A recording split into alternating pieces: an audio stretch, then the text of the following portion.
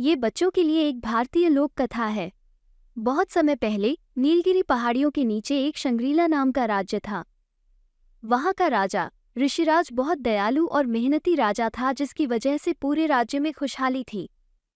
Shangrila राज्य में एक कोकिला नाम की कोयल थी जो बहुत मधुर गीत गाने के लिए जानी जाती थी। नीलगिरी पहाड़ी के दूसरी तरफ दूसरा राज्य था जिसका नाम डोंगरीला था। डोंगरीला राज्य शंग्रीला के बिल्कुल विपरीत राज्य था। वो का राजा जगतगुरु बहुत ही स्वार्थी और ईर्ष्यालु राजा था। एक बार जगतगुरु शंग्रीला से होकर गुजरा और वहां की रौनक देखकर प्रसन्न हो गया। वापस आने के बाद जगतगुरु ने अपने प्रधानमंत्री ज्ञानदीप को बुलाया और शंग्रीला की खुशहाली का राज पता करने को कहा।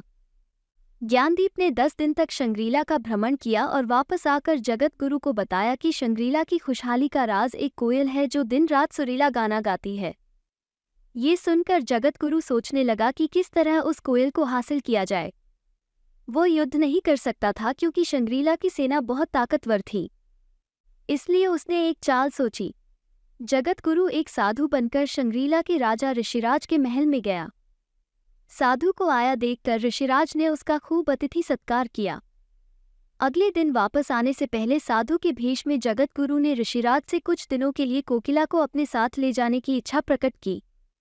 ऋषिराज को कोकिला देने की बिल्कुल इच्छा नहीं थी, पर साधु को मन करना उन्हें ठीक नहीं लगा और उन्होंने कोकिला को जगतगुरु के साथ जाने दिया।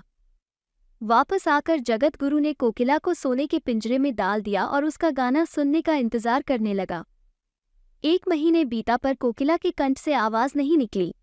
जगतगुरु इसका समाधान पूछने अपने राज्य के एक तपस्वी प्रशांत बाबा के पास गया।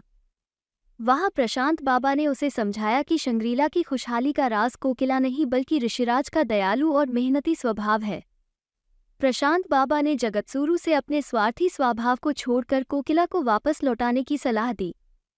जगतगुरु ने प्रशांत बाबा की बात मानी और कोकिला को ऋषिराज को वापस लौटा दिया। कुछ दिन बाद डोंगरीला भी समृद्ध और खुशहाल राज्य बन गया।